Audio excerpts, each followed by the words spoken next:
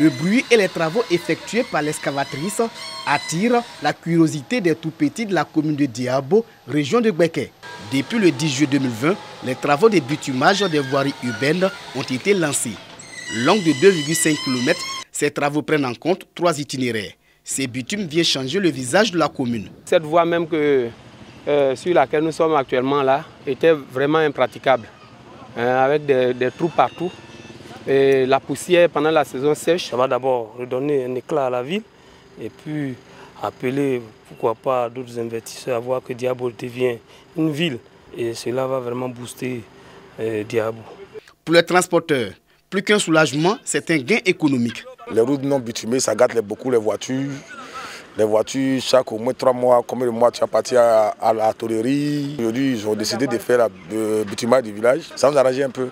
Ce rêve, vieux de plusieurs décennies, devient une réalité grâce à la concrétisation d'une promesse faite par le chef de l'État Alassane Ouattara lors de sa visite d'État dans la région du Gbeke en 2013. Les populations de Diabo sont reconnaissantes au président de la République Alassane Ouattara. Nous disons vraiment merci au président de la République et au gouvernement. Initialement, ce sont 5 km de bitume prévus pour Diabo. Tout en se réjouissant des 2,5 premiers kilomètres, le maire plaide pour l'obtention des 2,5 supplémentaires afin de permettre à sa cité d'avoir une allure des communes modernes. Nous avons d'abord demandé 5 km de bitume et c'est 2,5 qui a été accordé dans un premier temps. Nous sommes en pleine négociation. Demander vraiment nous accorder les 5 km parce que c'est vraiment le grand vœu de toute la population. Ces travaux de bitumage des voiries urbaines concernent également la commune de Botrou, toujours dans la région de Gbeke. D'ici 3 mois, les populations de Diabo vivront dans un cadre plus agréable.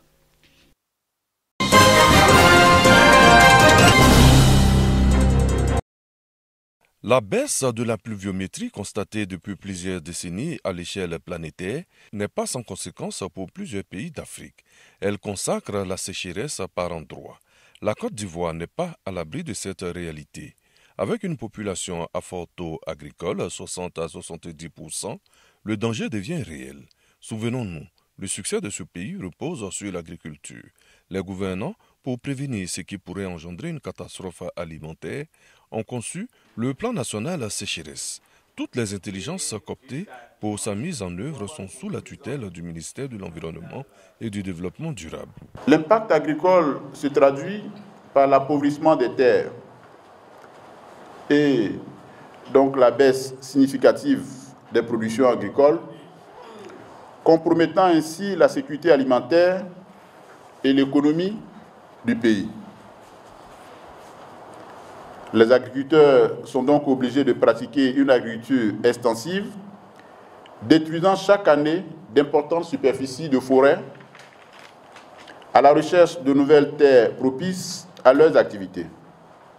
Le gouvernement ivoirien s'est engagé, à la demande de la Convention des Nations Unies sur la lutte contre la désertification, à prendre part à l'initiative sécheresse afin de doter notre pays d'un plan national de lutte qui devra renforcer la résilience des populations et des écosystèmes face aux épisodes de sécheresse. Une coordination travaille pour éradiquer le fléau. Il y a quelques années, la boucle du cacao était au niveau de l'Est. La boucle a migré. Aujourd'hui, elle se trouve à l'Ouest. Les populations de ces zones ont migré. Et quand ces populations s'installent ailleurs, la forte population sur de petites superficies entraîne des conflits. C'est tout ça qui est la conséquence de la sécheresse, la conséquence de la dégradation des terres.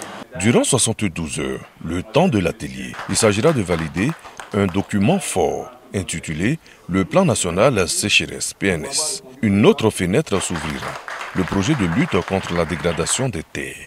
À tout point de vue, ils vont de pair.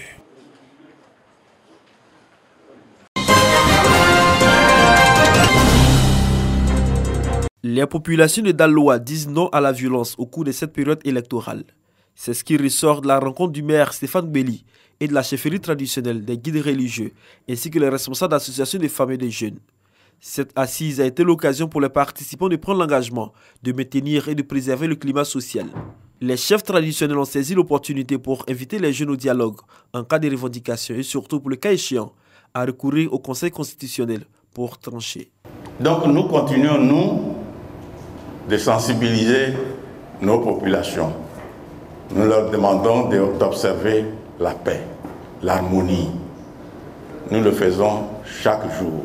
Les dérives qu'il y a eu dans ce pays dans ces 2 jours, nous on a été épargnés parce que ça, ce n'est pas notre objectif. Notre objectif, c'est le développement. Vraiment, je félicite cette jeunesse, je félicite Daloa pour nous avoir écoutés et nous ne sommes pas tombés dans les dérives des gens qui disent marcher, marcher. Nous, on n'est pas prêts pour marcher pour des futilités. Stéphane Belli, maire de Daloa, initiateur de la rencontre, a promis aux chefs traditionnels de transmettre leurs propositions de sortie de crise. Lui-même jeune, il appelle ses camarades à la retenue afin de préserver les acquis du développement. Aujourd'hui, je me considère comme le fer de lance, en tout cas de cette nouvelle génération ici au niveau du Haut-Sassamba. Je demande aux jeunes de me suivre, je demande aux jeunes de me regarder et je demande aux jeunes de faire preuve et acte de civisme. Je dirais qu'il faut qu'on s'approprie certaines valeurs. Je dirais des valeurs d'union, des valeurs du respect des institutions et des personnes qui les incarnent. À ce jour, la ville de Daloa n'a pas connu de véritable mouvement de contestation ni de violence. Le maire de Daloa entend poursuivre ces rencontres pour maintenir le climat social apaisé.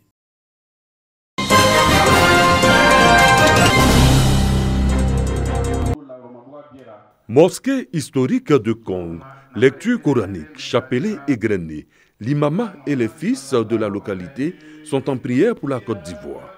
Cohésion sociale et paix, des ingrédients nécessaires pour le développement du pays. Des prières élevées à l'endroit d'un des leurs, le président de la République Alassane Ouattara, pour qu'il ait la force de conduire le navire ivoire à bon port.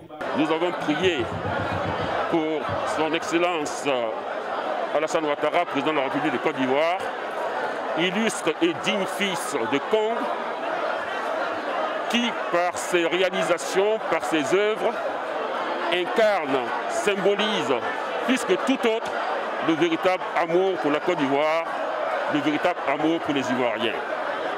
Nous avons prié pour que le Seigneur Tout-Puissant et miséricordieux soit son bouclier et sa boussole dans l'œuvre de construction immense qu'il devra continuer pour le bonheur des populations ivoiriennes et pour la construction d'une nation forte, prospère et solidaire.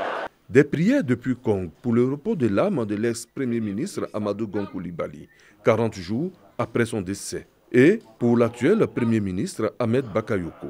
Pour le repos de l'âme de notre très cher regretté, Feu Excellence Amadou Gon Coulibaly, qui nous a quittés. Nous avons également prié pour le Premier ministre, pour que le Seigneur Tout-Puissant le guide et le glorifie dans sa nouvelle mission. Nous avons aussi prié pour notre frère, le ministre Téné Ibrahima Ouattara, président de la région du Tchologo, acteur majeur par excellence du développement et de la cohésion sociale dans le Tchologo. Une action de l'imama de Kong à laquelle s'associe le clergé catholique. Que cet apaisement gagne le cœur de tous les filles et fils de ce pays pour que véritablement le processus électoral que nous abordons puisse se passer selon la volonté de Dieu. Après les prières, vent et pluie sur Kong et une bonne partie des localités environnantes. Les populations ont traduit cela comme l'acceptation des prières par Dieu.